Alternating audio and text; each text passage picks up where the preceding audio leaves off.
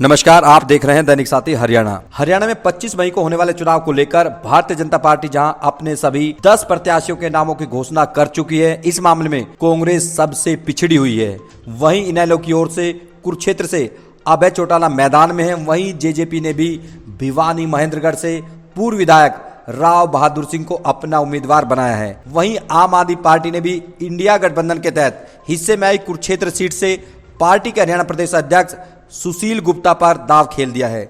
चुनाव में अब 2 महीने से भी कम समय रह गया। ऐसे में इनेलो की ओर से 6 अप्रैल को कोर कमेटी की बैठक बुलाई गई है। वहीं जेजेपी की ओर से भी सभी सीटों पर नवरात्रों में प्रत्याशियों के नामों का ऐलान करने की बात कही जा रही है। इसी कड़ी में सोमवार को जेजेपी के राष्ट्रीय अध्यक्ष डॉक्टर अजय चौटाला जनसंपर्क अभियान के तहत उकुलाना हलके में पहुंचे तो उन्होंने पार्टी की नीतियों से लेकर प्रत्याशियों सहित बीजेपी जेजेपी गठबंधन पर भी तमाम सवालों के जवाब दिए। पिछले 6 माह से मिशन 2024 हमने शुरू किया हुआ है, जिसमें 10 के 10 बड़े संसदीय क्षेत्रों में भी कार्यक्रम थे और गांव-गांव में जनसंपर्क अभियान भी हमारा चल रहा है। आज उसी कड़ी में उकलाना में ये जनसंपर्क अभियान है। डॉक्टर साहब, बताया जा रहा है क्योंकि जो चुनाव की बात आ रही किस तरीके से क्या, ये तो प्रजातंत्र का पर्व है, हर 5 साल के बाद आता है और इसे सब प्रजातांत्रिक तरीके से लोग मनाने का काम करेंगे। अभी जो गठबंधन जेजेपी आज से 4.5 वर्ष पहले जब गठबंधन हुआ, उससे 1.5 साल पहले की पैदाइश है और हमने पांडु पिंडारा की धरती पर जननायक जनता पार्टी का गठन जो किया वो चौधरी देवीलाल की नीतियों को लेकर के किया।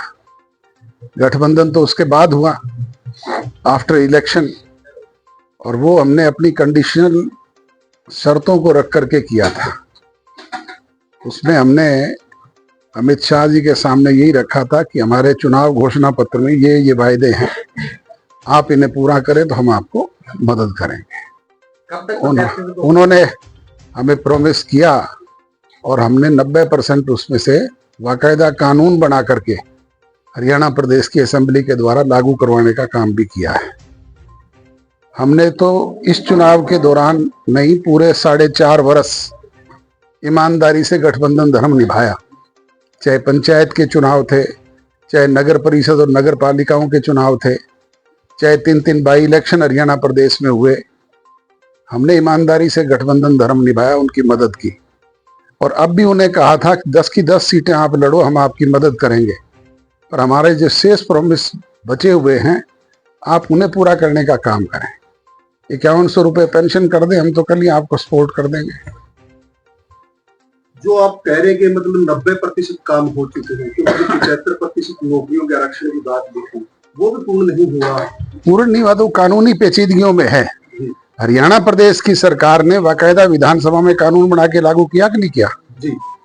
मैंने यही कहा है कि जो प्रोमिसेस हमने किए, चाहे 50% महिलाओं के आरक्षण का था, चाहे 8% बैकवर्ड के आरक्षण का था, चाहे बच्चियों को स्कूल जाने पर, कॉलेज जाने पर 50% फ्री बस पास जैसी सुविधाएं देने की बात थी, चाहे उनके 50 किलोमीटर के दायरे में एग्जाम करवाने का मामला था।